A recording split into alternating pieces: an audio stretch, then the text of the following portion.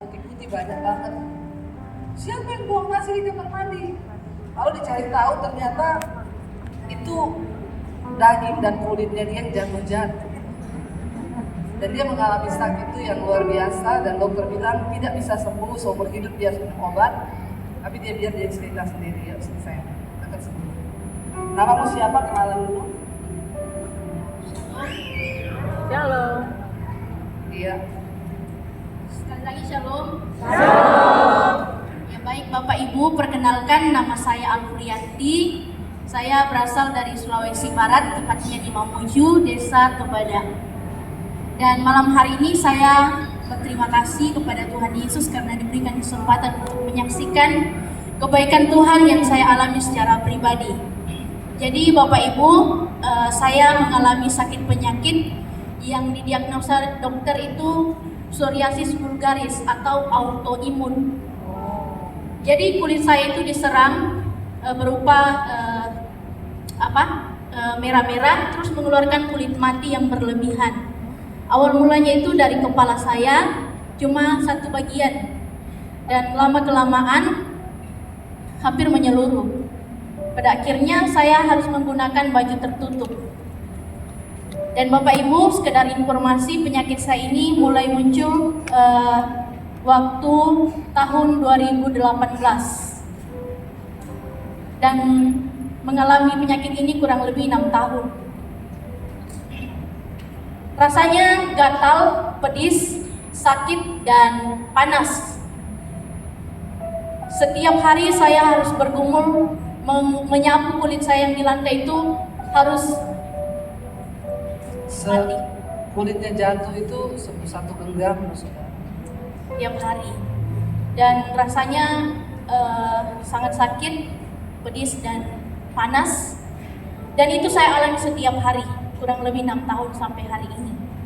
Saya tidak mampu melakukan aktivitas yang seharusnya bisa saya lakukan sebagaimana orang beraktivitas setiap hari karena rasanya itu sakit dan mengeluarkan darah karena retak-retak kulitnya. Kulitnya itu merah dan keras. Dan saat ini mulus. Dan juga sampai berobat ke dukun, saudara. Ya, jadi saya pernah bergelut juga dengan dukun, dan dukunnya itu tidak hanya 1-2 tapi hampir 10 orang. Saya bergantung dengan obat-obatan dari rumah sakit dan pulang balik rumah sakit itu dari kota ke kota untuk mencari kesembuhan. Dan puji Tuhan, Tuhan Yesus baik. Sebelum saya ke sini, Tuhan mengizinkan saya untuk mengalami pemulihan. Kulit saya sedikit berkurang dan saya dihubungi oleh hamba Tuhan, gembala saya, untuk menyarankan saya untuk ikut ke sini. Saya bergumul karena saya minder.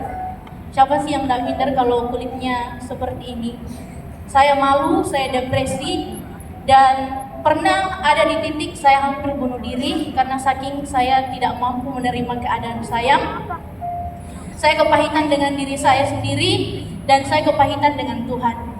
Karena Tuhan mengizinkan saya untuk belajar Alkitab, tapi Tuhan mengizinkan juga sakit ini terjadi dalam kehidupan saya, di mana saya harus melayani seharusnya, tapi karena penyakit ini saya tidak maksimal dalam pelayanan. Saya terbatas karena kulit saya mengeluarkan, dimanapun saya duduk pasti di situ kulit saya berjatuhan. Saya malu dan merasa orang-orang di sekitar saya itu jijik terhadap saya karena mereka takut tertular dan menyakitkan sekali, miris sekali karena kulit-kulitnya keluar dan itu retak-retak, Bapak Ibu. Saya ada di posisi itu sangat tertekan. Saya mengasihani diri saya kurang lebih 6 tahun. Saya kesana kemari berobat dan tidak menghasilkan apa-apa. Saya sampai bergelut dengan dukun itu. Sebenarnya saya takut karena saya tahu kebenaran, tapi harus dipaksakan berobat dengan dukun karena orang tua saya kasihan dengan saya demi mencari kesembuhan. Dan Bapak Ibu bergelut dengan obat-obatan rumah sakit dan ditambah dukun-dukun tidak memulihkan keadaan saya, justru semakin memperparah keadaan saya. Dan puji Tuhan, sebelum saya ke sini, saya minta sama Tuhan kalau Tuhan memang izinkan saya ke sini, Tuhan siapkan transportasi. Ke sekolah, maksudnya masuk sekolah kita, bukan ke sini di Jakarta loh.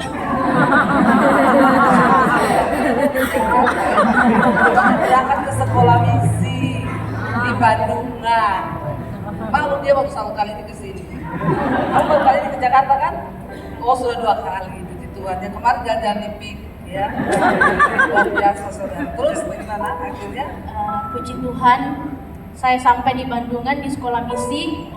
2 minggu saya di sana, maksudnya setelah saya 2 minggu di sana, kulit saya semakin parah, melepuh, dan itu sangat menyiksa saya karena lepuhannya itu lengket di baju saya, dan itu sangat membuat saya sakit. Dan apalagi dia ini baru ketahuan sakit, karena kita itu di formulir udah ditulis kalau ada penyakit kasih tahu, dia tidak kasih tahu.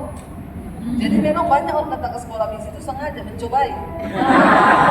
Tapi jadilah sesuai imanmu ya. Akhirnya terus hampir saya pulangkan di waktu itu.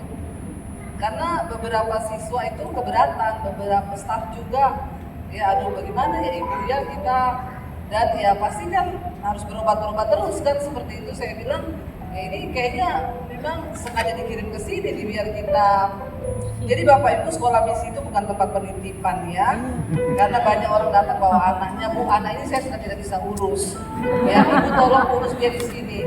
Saya bilang boleh bayar 100 juta, ya sudah gratis penitipan anak aja tidak bisa diurus.